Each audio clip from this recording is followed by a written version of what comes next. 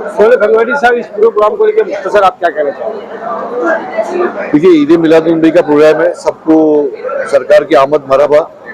और मैं लोगों को चाहूँगा कि हमारे साथ में जुड़े। ये जो प्रोग्राम हम लोग कर रहे हैं मेडिकल फ्रंट में, सोशल फ्रंट में, एजुकेशन फ्रंट में, काउंसलिंग में, ये हुजूर की लफ्ज़ से कर रहे हैं। उनके प्रोग्राम्स तो 365 दिन होते रहते, बट कुछ नवेरे प्रोग्राम हम लोग ने जो यहाँ ईजाद किए कि free of cost her community को यहाँ से जो फ़ायदा हम दे सके। तो ये सरकार का ऐसा था कि प्यार बांटते रहो। उसमें हमारे 250 आदमी लोग की टीम है जो बड़े एसेट है, और ये अगर हमारी सिनर्जी मिलती है हम और भी आगे काम कर सकते हैं, पे बैक टू सोसाइटी कर सकते हैं, एक यूनिटी का प्लेटफॉर्म बना सकते हैं। और इसमें सबसे इम्पोर्टेंट चीज़ है, जब यूनिटी का प्लेटफॉर्म बनता है तो हम हमारे कंट्री को स्ट्रॉन्ग कर सकते हैं। सर, यहाँ पर एक सवाल निकल कर ये आता है कि आपने जब ये बात कही कि ये हमारा मजहब और सरकार दो आलम हजरत मोहम्मद सल्लल्लाहु अलैहि वसल्लम का ये सबक है और हमें सिखाया गया है कि अमन, इत्तेहाद, भाईचारा और मोहब्बत, लेकिन इसी महाराष्ट्र में, इसी हिंदुस्तान में जिस तरह से लोग जो है हमारे इस मुल्क के अमन को गारत कर रहे हैं और मुसलमानों को मस्जिदों में घुसकर जो है गालियाँ मारने की बात कर रहे हैं, मैं उनका नाम नहीं लेना चाहूँगा।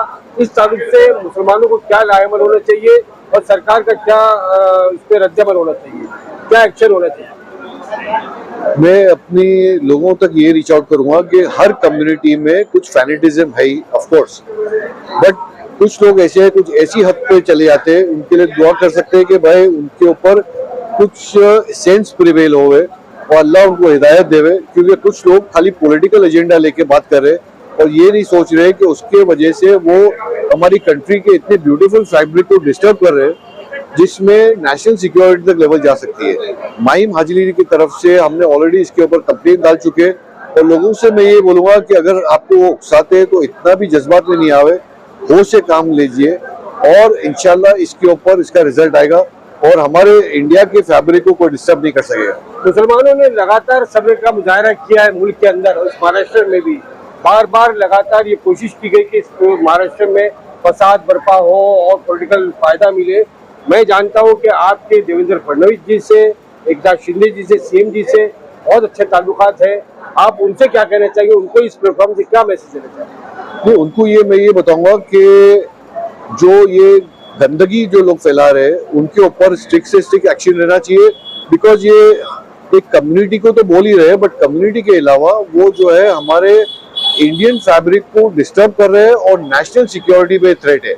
और मैं जानता हूँ देवेंद्र फडणवीस जी को कि वो किस टाइप के एडमिनिस्ट्रेटर है। दूसरे भी जो पॉलिटिकल हमारे लीडर्स है और जो हेड करते हैं डिफरेंट पॉलिटिकल पार्टीज को, उनको भी मैं बोलूंगा कि इसके ऊपर गौर फिक्र करें और कभी भी हमारे इंडियन फैब्रिक को डिस्टर्ब नहीं होना चाहिए और इंडियन जो हमारी स्ट्रेंथ है उसको टूटना नहीं चाहिए। इस मौके पर जो है मैं आपसे यही सवाल को दोहराऊंगा कि जो संविधान है हमारा और संविधान और कोर्ट का भी ऑर्डर है कि ऐसे लोगों पर सख्त एक्शन लिया जाए, लेकिन अब तक जो है इस पर एक्शन क्यों नहीं लिया गया, कई एफआईआर होने के बावजूद? अस्सलाम वालेकुम। मेरा एक ही कहना है कि nobody is above the law, even law is now above the law. तो गवर्नमेंट को एक्शन लेना चाहिए आगे लॉ के हिसाब से उनको एक्शन लेना चाहिए। साबिर साहब, आप क्या कहना चाहिए इस पूरे मामले को लेके जिस तरह से फिरका परस्ती फैलाई जा रही है? देखिए, ये मुसलमानों के लिए खाने का तरीका है, एक तरीकाकार यूज क्या बोलेंगे है कि मुसलमान भड़क जाए, एक्शन को रिएक्शन करे, बट ये मौका एक्शन से रिएक्शन का नहीं है। हमारे प्यारी नबी की जो टीचिंग्स है वो हमें सिखाती है कि सब्र करो, इंशाल्लाह जस्टिस होगा, जल्दी होगा। हमारे को हमारे संविधान पे पूरा भरोसा है और हम लोग, हमारी टीम, माहिम दरगाह, हाजी अली दरगाह की टीम, पूरी सोशल मीडिया टीम लगी हुई है।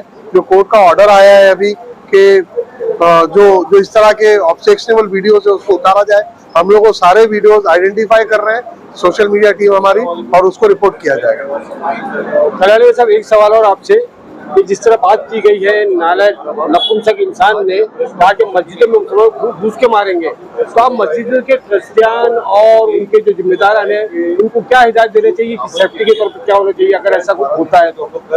ये खैर फ्रॉम द डे वन मुसलमान जो है संयम बरत रहा है, इसका किसी भी तरह प्रोवोकेटिव जवाब नहीं दे रहा है और ये एक बहुत अच्छी बात है। और मैं समझता हूँ कि एक टेम्पररी फेज के लिए है, इसके बाद में law will take its course, तो बहुत जल्दी ये जो एक फेज है वो खत्म हो जाएगा, हमें उम्मीद है। और इंशाल्लाह ताला हर जगह अमन और शांति within the framework of constitution इसकी स्थापित हो जाएगी इंशाल्लाह। फैसल बनारसी साहब भी यहाँ मौजूद है सूफी इस्लामिक बोर्ड के। सूफी इस्लामिक बोर्ड का एक नेटवर्क है पूरे हिंदुस्तान में। जिस तरह से मुसलमानों को डराया जा रहा है, धमकाया जा रहा है और मस्जिदों में घुस के मारने की बात की जा रही है, आप मुख्तसर क्या कहना चाहोगे? अस्सलाम वालेकुम वरहमतुल्लाहि वबरकातुहू।